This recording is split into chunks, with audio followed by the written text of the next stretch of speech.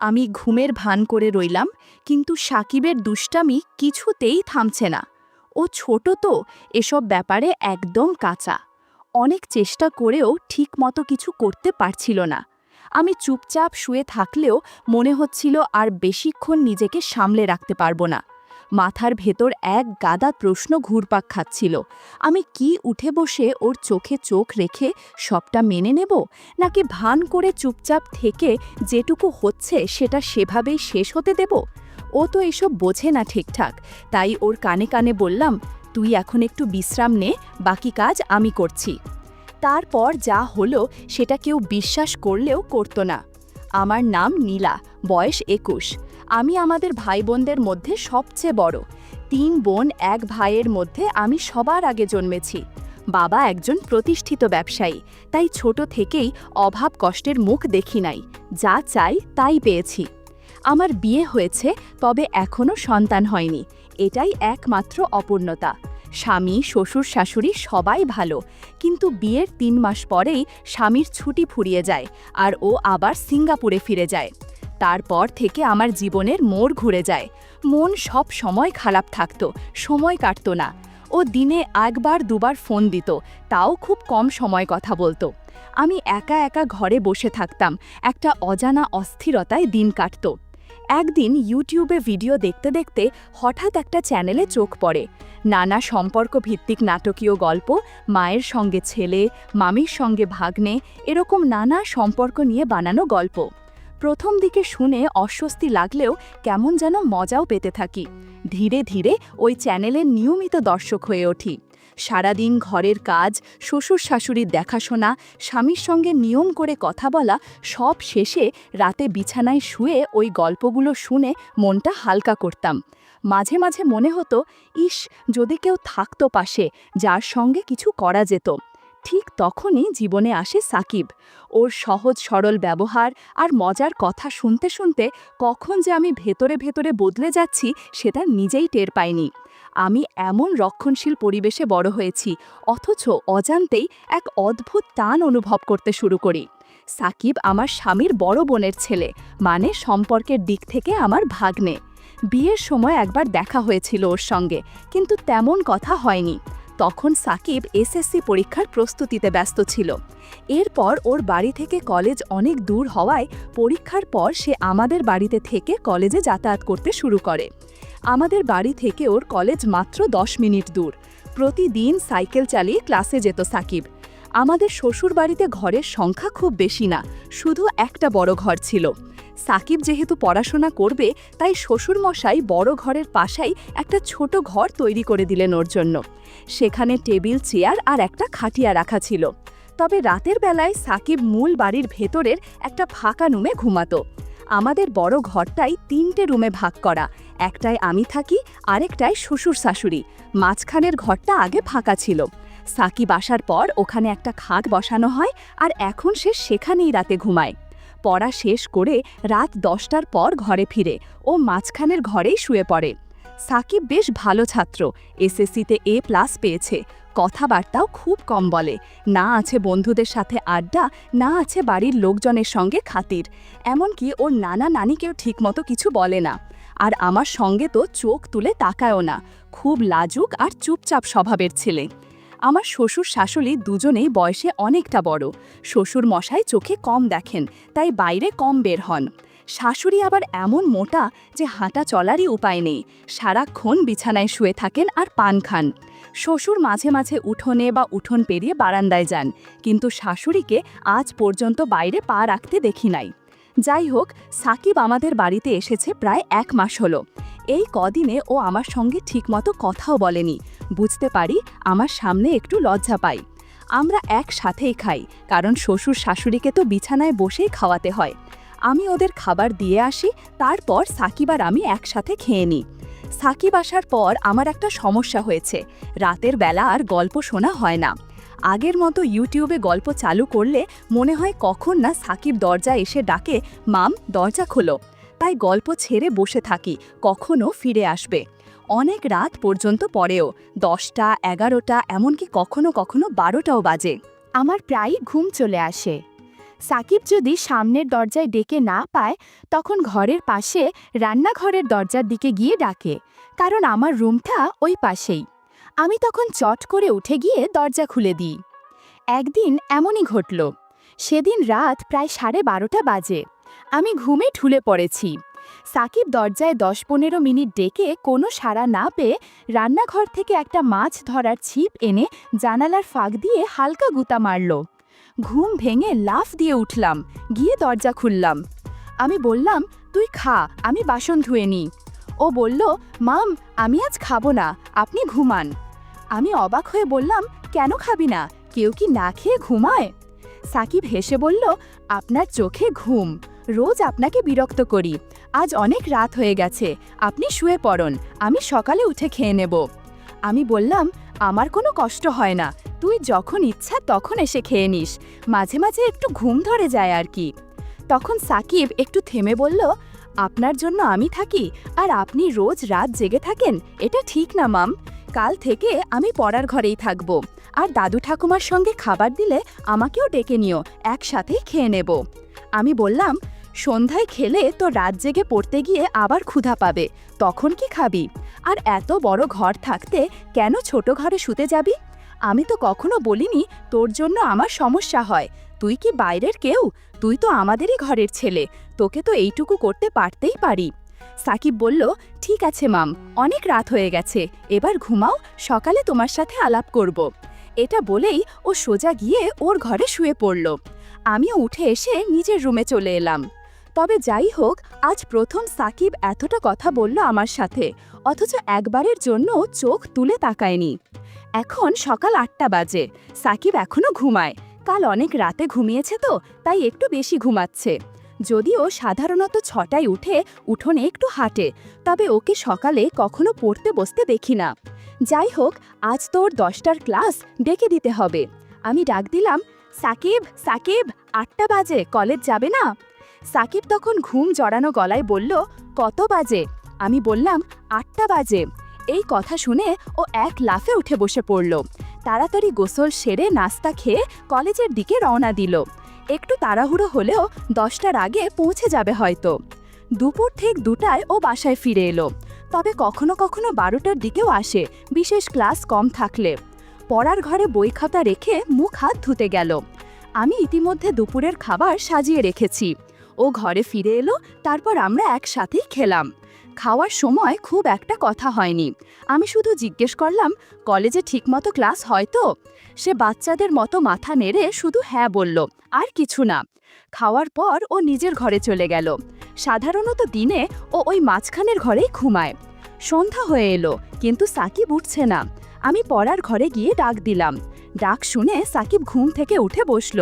চোখ কচলাতে কচলাতে বলল, কি হয়েছে, ডাকছো কেন মাম? আমি বললাম, না কিছু না, সন্ধ্যা হয়ে গেছে, তুমি এখনো ঘুমাচ্ছ, পড়তে বসবে না?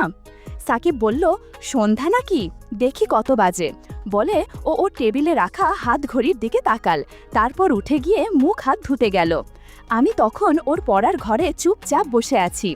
সাকিব মুখ ধুয়ে ফিরে এসে বলল, তুমি এখনো এখানে বসে আছো, রান্নার কাজ শেষ? আমি হেসে বললাম, সে তো অনেক আগেই শেষ করেছি, ক্ষুধা লাগছে নাকি? সে বলল, আরে না, এমন সন্ধ্যা সময় ক্ষুধা লাগে নাকি, তবে একটা চা হলে ভালো লাগতো। আমি বললাম, চা পাতা মনে হয় শেষ হয়ে গেছে, কালকে এনে দেব। সে বলল, ঠিক আছে। তারপর বলল, এখন যাও, আমি পড়তে বসবো। আমি বললাম, আচ্ছা বাবা, ভালো করে মনোযোগ দিয়ে পড়ো, বলেই আমি বড় ঘরে চলে এলাম। ঘণ্টা 2 পরে শ্বশুর শাশুড়িকে রাতের খাবার দিলাম। তারা খাচ্ছেন, আমি পাশে বসে আছি। হঠাৎ শ্বশুর বললেন, বৌমা, সাকিব ঠিকমতো পড়াশোনা করছে তো, তুমি একটু খেয়াল রেখো। আমি বললাম, বাবা, আপনি একদম চিন্তা করবেন না, সাকিব খুব ভদ্র ছেলে, তাকে পড়তে বলার দরকার পড়ে না, নিজে থেকেই পড়ে নেয়। শ্বশুর বললেন, তা জানি বটে, কিন্তু দায়িত্ব তো আমাদেরও কিছু আছে। আমি হেসে বললাম, চিন্তা করবেন না বাবা, আমি ওর পাশে থাকি সব সময়। আর হ্যাঁ, কাল সকালে চা পাতা আনবেন তো, আজ সন্ধ্যায় সাকিব চা খেতে চাইছিল। শাশুড়ি তখন বলল, সাকিবদের বাড়িতে সবাই চা খায়, আমিও ভাবছিলাম তোমাকে বলবো, কিন্তু বলার কথা ভুলেই গেছি। আর তোমার শ্বশুরের দরকার নেই বাজারে যাওয়ার, এখন থেকে যা লাগবে সাকিবকে দিয়ে আনাবে, আমি সকালে ওকে বলে দেব।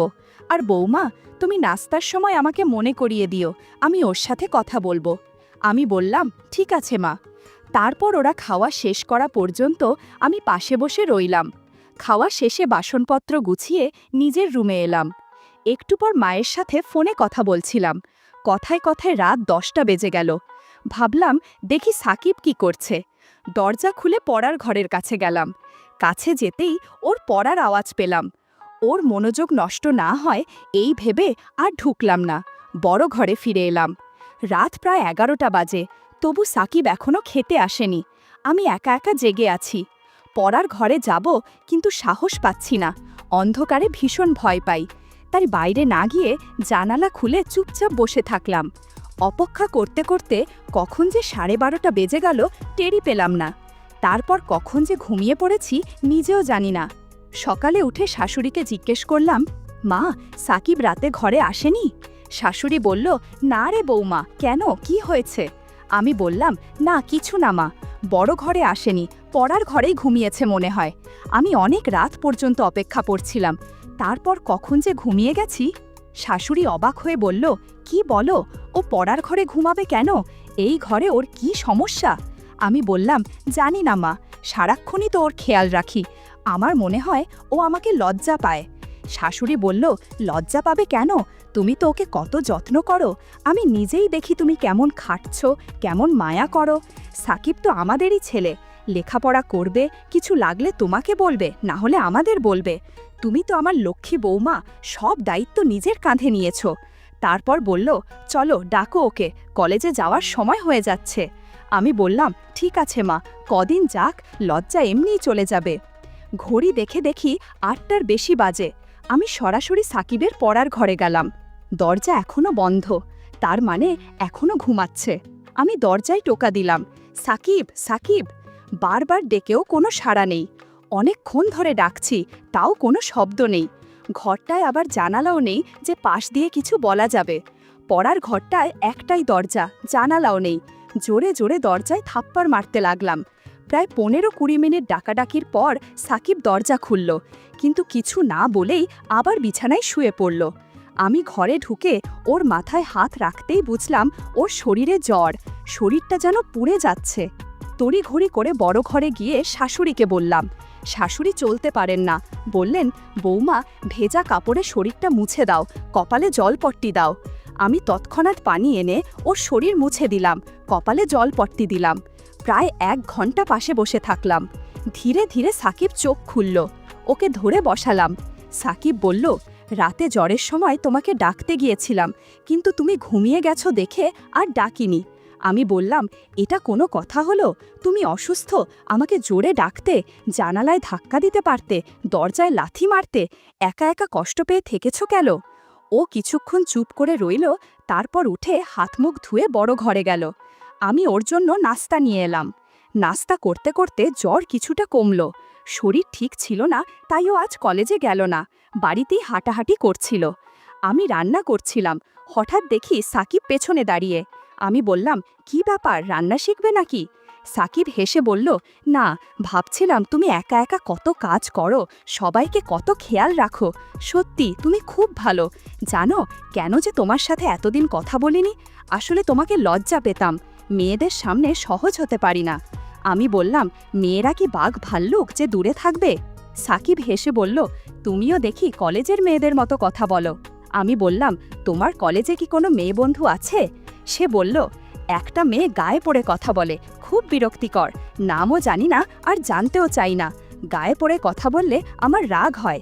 আমি হেসে বললাম, তাহলে তো আমাকেও পছন্দ করো না, আমিও তো তোমার সাথে গায়ে পড়ে কথা বলি।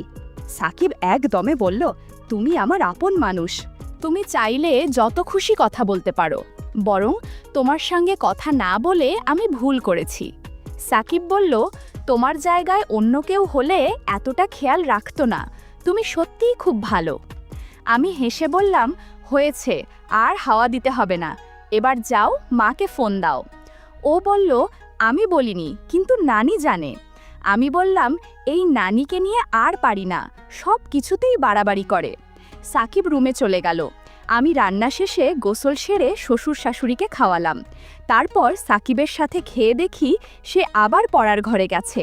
আমি গিয়ে বললাম, এই ঘরে ঘুমাইও না, বড় ঘরে এসো, আবার অসুস্থ হলে কি হবে? সাকিব আমার কথা শুনে বড় ঘরে এলো।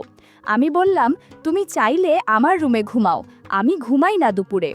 সে আমার রুমে গিয়ে শুয়ে পড়ল। এদিকে শাশুড়ি পান খেতে গিয়ে চুনের কৌটা খুঁজে পাচ্ছিলেন না।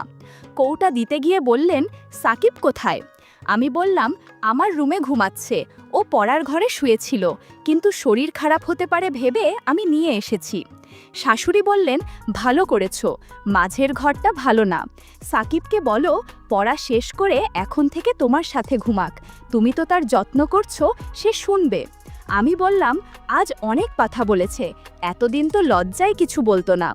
শাশুড়ি হেসে বললেন, আমি বলেছিলাম কিছুদিন গেলে ঠিক হয়ে যাবে, তুমি যে খেয়াল রাখো, ওর মা হলেও এতটা করতো না। আমি বললাম, কি যে বলেন মা, সাকিব তো আমাদের ছেলের মতো, তার মামাও ওকে খুব ভালোবাসে, প্রতিদিন ফোনে খোঁজ নেয়। শাশুড়ি চোখে জল এনে বললেন, তোর মতো বউ পাওয়া ভাগ্যের ব্যাপার। আমি হেসে চলে এলাম রুমে। দেখি সাকিব ঘুমায়নি, মোবাইলে গেম খেলছে। আমি বললাম, গেমস বন্ধ করো, রাতে ঘুম করনি, এখন ঘুমাও। সাকিব বলল, তুমি ঘুমাবে না? আমি বললাম, না, ঘুমালেও তোমার পেছনেই শুয়ে পড়ব। সাকিব বলল, আমি তো কারো সাথে ঘুমাই না, ঘুমের মধ্যে হাত পা নড়ে। আমি হেসে বললাম, হাত পা গেলেও তো এই ঘরের বাইরে যাবে না। সাকিব হেসে বলল, তুমি খুব মজার মানুষ, মনটাও অনেক ভালো। আমি বললাম, এই ভালো ভালো বলা লাগবে না। সন্ধ্যার দিকে আমি সাকিবকে ঘুমাতে বললাম। সে বলল, তুমি অনেক কাজ করো, একটু বিশ্রাম নাও, আমি তোমার মোবাইলে গেমস খেলি। আমি ঘুমিয়ে পড়লাম। জেগে দেখি সাকিব ঘরে নেই, উঠানে হাঁটছে। আমি রান্নাঘরে গিয়ে ওর জন্য নুডলস বানালাম। খেয়ে খুব খুশি হলো, তারপর পড়তে বসলো। কিছুক্ষণ পর আমি গিয়ে বললাম, আজ আর পড়তে হবে না, শরীর ঠিক হলে কাল থেকে পড়া শুরু করো। ও আমার সঙ্গে ঘরে এলো। রাতে খাওয়ার পর শাশুড়ি সাকিবকে বলল, ছোট ঘরটা শুধু পড়ার জন্য, ঘুমানোর হলে মাঝের রুমে অথবা মামির সঙ্গে ঘুমাও। সাকিব বলল, আচ্ছা নানি।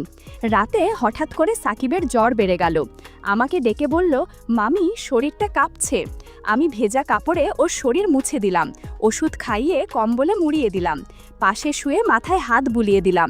ধীরে ধীরে ও শান্ত হলো, একটু ঘুমিয়ে পড়ল। আমি ঘুমের ভান করে রইলাম, কিন্তু সাকিবের দুষ্টামি শুরু করলো। ও তো ছোট, এসব ব্যাপারে একদম কাঁচা, অনেক চেষ্টা করেও ঠিকমতো কিছু করতে পারছিল না। আমি চুপচাপ শুয়ে থাকলেও মনে হচ্ছিল আর বেশিক্ষণ নিজেকে সামলে রাখতে পারবো না। মাথার ভেতর এক গাদা প্রশ্ন ঘুরপাক খাচ্ছিল। আমি কি উঠে বসে ওর চোখে চোখ রেখে সবটা মেনে নেব, নাকি ভান করে চুপচাপ থেকে যেটুকু হচ্ছে সেটা সেভাবেই শেষ হতে দেব? কিছুক্ষণের মধ্যে এমনভাবে সাড়া দিল, আমি আর থাকতেই পারলাম না। তখন সাকিবকে হালকা করে সরিয়ে দিতে হলো। ও তো এসব বোঝে না ঠিকঠাক, তাই ওর কানে কানে বললাম, তুই এখন একটু বিশ্রাম নে, আমার হয়ে গেছে। তারপর আমিও কখন যেন ঘুমিয়ে পড়লাম। সকালে জ্বর কিছুটা কমেছে। আমি নাস্তা তৈরি করলাম। ও খেয়ে আবার পড়তে বসলো। মাঝে মধ্যে রান্নাঘরে এসে দুষ্টুমি করতে চাইতো। আমি বললাম, প্রয়োজনের বেশি কোনো কিছু ভালো না, দিনের বেলায় কখনো কল্পনাও করো না। যদি কখনো কারো চোখে পড়ে বা কোনো প্রকার সন্দেহ হয়, তাহলে তোমার আমার দুজনের জীবনই নষ্ট হয়ে যাবে। আমি যা বলি তা অক্ষরে অক্ষরে পালন করবা, তা না হলে জীবন নষ্ট হয়ে যাবে, সমাজে মুখ দেখাতে পারবে না, বুঝতে পারছো? তারপর সে মাথা না দিয়ে হ্যাঁ বলল। তারপর থেকে সাকিব আর কোনোদিন দিনের বেলা করার জন্য বায়না ধরেনি, আর আমার কথার বাহিরেও যায়নি। আর আমি তখন থেকে নিয়মিত ওষুধ খেতে থাকলাম। সাকিব আমার পরিবারের একজন, তার যত্ন নেওয়া আমার কর্তব্য। আমাদের সম্পর্ক সম্মান ও ভালোবাসা ভিত্তিক, যার মধ্যে কোনো অসঙ্গতি নেই।